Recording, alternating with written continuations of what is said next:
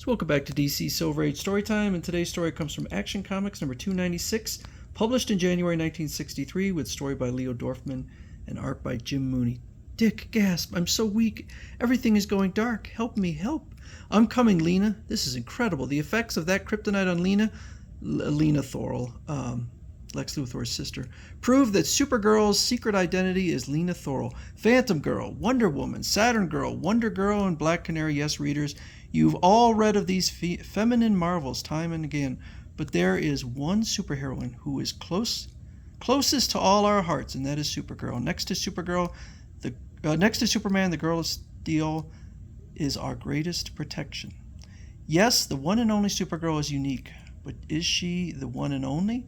Is it possible that there is another super being among us who shares her incredible powers? The startling answer to this question can be found in the story we call The Girl Who Was Supergirl's Double. So there's going to be a charity ball, and Linda Lee Danvers is out with her mother trying to decide on a costume, and her mother suggests Pocahontas. Mother is hinting that since I'm secretly Supergirl, it's foolish to call attention to myself by wearing a flashy costume. So they come across Lena. Lena, I'm so glad to see you. Have you bought your costume yet? I have, Linda, but don't ask me what it is. I'm saving it for a surprise. Wait, I've got a strange feeling something terrible is about to happen. Lena's uncanny extrasensory powers, they always alert her when some danger is about to strike. So an old man is nearly hit by a bus, but she goes and saves her, and Supergirl also uses her super breath. Your mental powers are incredible. They're certain to help you get that job with the Federal Bureau of Investigation for which you applied. Which, by the way, she's just out of high school, so it feels like maybe she should go to college. Meanwhile, in a swank section of Midvale, this Cleopatra costume was the most expensive in the store. When I wear it at the charity ball, it will make me look like a queen, don't you think, Father? You were born to be a queen, my dear. You will be even more beautiful when you put on those real jewels I rented from Cartier's. They'll be here soon. So they arrive. The jewels I ordered. Their brilliance will set off my daughter's beauty to perfection. But the delivery man is shady. That's right. Those sparklers just arrived, Blackie. She'll be wearing about $500,000 in gems at the costume ball. Yeah, don't forget my cut. So they're at the ball, and Dick Mulverne has decided, now Dick has gone with Linda, but he decides to dress as Superman. Superman is my hero too, Dick. That's just Dick's way of hinting he believes I'm Supergirl, but he'll never get me to admit it. Meanwhile, what's her name? Clarissa Giltedge comes up in her Cleopatra costume. Brother, those jewels must be worth a mint. Clarissa even has 2 armed guards to watch them. It's your best friend Lena Thorle dressed as Supergirl, and she looks like a real double of hers, which apparently is true. She is yet another girl who looks exactly like Linda Danvers. The winners, Lena Thorle and Dick Mulverne, for their clever costumes as Supergirl and Superman. And so the Clarissa is very angry, but it's kind of irrelevant. The photographer decides he wants to take a fun photograph of them, so he somehow suspends them through wires, and then takes some photos. Later, a couple come in wearing space outfits. Dick, there's something evil about them. I can sense it. So they start throwing down knockout pellets with the intention of stealing the jewels. Here's the gilt-edged girl, loaded down with jewels. This is just like taking candy from a baby. Linda's trying to pretend to be out, but she quickly changes to Supergirl and slams their heads together. By cracking open their helmets, I'll force them to breathe those knockout fumes. And now to change back to Linda Lee. The fumes are evaporating. When everyone comes to, they'll catch those jewel thieves red-handed. But it turns out that Lena Thorle is the first one to wake up, and so she sees the thieves and starts tying them up. Everything's all right now, folks. These hoods used knockout gas pellets in an attempted robbery, but I've got them tied up now. It was a trap. Just wait till I get my hands on that gilt-edged butler. So the police officer thinks that she's Supergirl, but she says, Supergirl? Who, me? Thanks for the compliment, but I'm not Supergirl. I just hired this costume for the evening. Psst, I think she's lying, Linda. She sensed there was something wrong with the crooks. The minute they came in, she probably used her X-ray vision to penetrate the disguises. Clever of her to pretend her Supergirl outfit is only a hired costume. And to think I always suspected you were Supergirl. Excuse me, Linda. I wanted to ask Lena for a dance. Do you mind? Not at all, Dick. Of all the silly mix-ups. Now he suspects Lena is Super. He'll be back as soon as she straightens him out. So they dance, and now he is interested in Lena and not Linda. Good night, Linda. Sorry to have to rush, but I promised to take Lena home. I understand, Dick. Talk about a fast brush-off. A choke. I don't even rate a goodnight kiss. Yeah, he is a jerk. He's in a mighty big rush to be alone with Lena. Good night, Supergirl. Lena. Don't forget about tomorrow. Gulp. They already have a date for tomorrow. My boyfriend and my girlfriend. Talk about loyalty. Choke. Yeah, ditch him. Maybe he's just dating her till he finds out if she's really Supergirl. I hope so.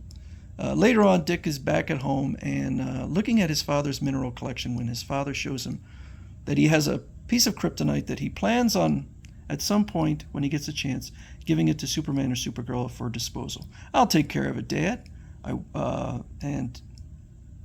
Decides to use it to see if he can finally figure out if Lena is actually Supergirl.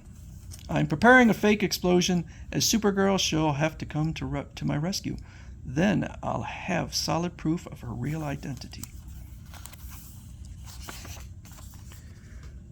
Oh, what a handsome parakeet. What's his name, Dick? You can call him Chipper, Lena. You can play with him until I finish my experiment. So she accidentally opens the cage, and he flies out, bumps this cup, and up. Now, it does actually show earlier that a pellet fell into that cup. Now it's fallen onto the floor and knocks her out. Those choking fumes. I can't breathe, head spinning, got to hold on to something. So Dick hears all the noise. Lena, good grief, she was accidentally exposed to that kryptonite meteor. Its deadly rays have knocked her out. That proves she's Supergirl, since only natives of the planet Krypton are vulnerable to kryptonite. It's all right, Supergirl. I came in time to save you from the kryptonite. It's in the lead box on the table. Dick, I tell you, I'm not Supergirl. Kryptonite wouldn't affect me. There were some kind of fumes that knocked me out. All right, have it your way. So you're not Supergirl, but I think you'd better take this box with kryptonite and get rid of it.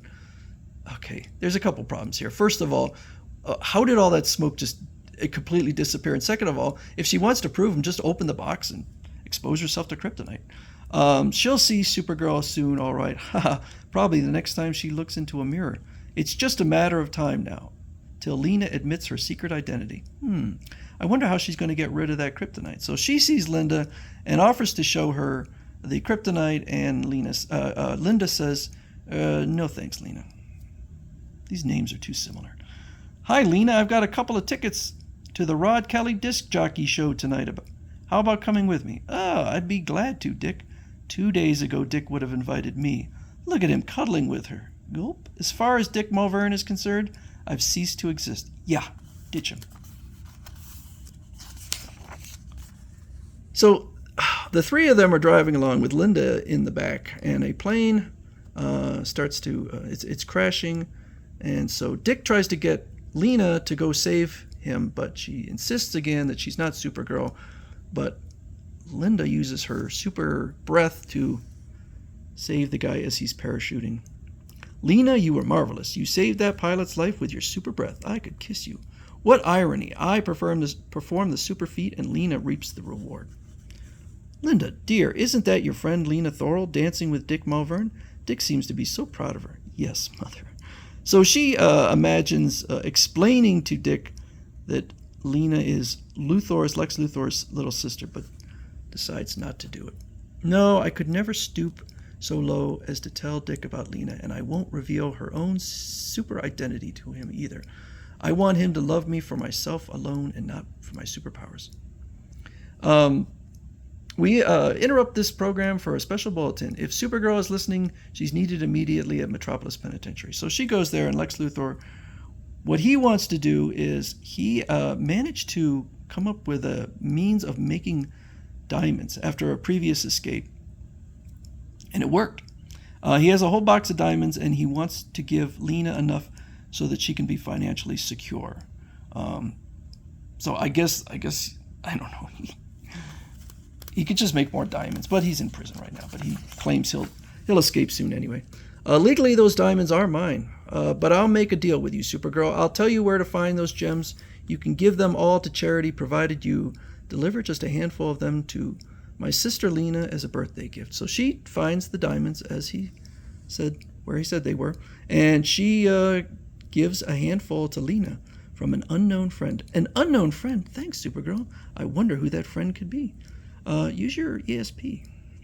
It's Dick Malvern. Choke. He's visiting Lena. I guess he still thinks she's Supergirl or wouldn't be hanging around. So she's dusting and accidentally knocks one of the... No, I guess she's not dusting. She's just laid the diamonds up there, and one of them drops into a bucket of coal.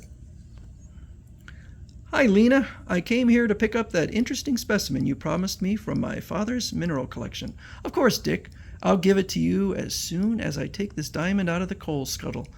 That's interesting. That interesting specimen you spoke about. I know what it is now. It's a diamond which you formed out of coal by squeezing it with super strength. Dick, you're all wrong. I was going to give you this piece of coral I picked up along the seashore on my last vacation. Wow. No, Lena, there's no use trying to cover up. You changed that coal into a diamond with a super squeeze. It's time for you to tell me the truth. Admit it. You, Lena Thorle, are Supergirl. All right. There's no use denying it. I suppose I'd better admit I'm Supergirl. I have no other choice. I admit I'm Supergirl. That's a deliberate lie. Lena knows she's not Supergirl, but why would she tell such an untruth? Is she turning into an arch criminal like her brother? Why should Lena falsely claim to be Supergirl? Is she about to follow in her brother's criminal path? For the answers, see the next story.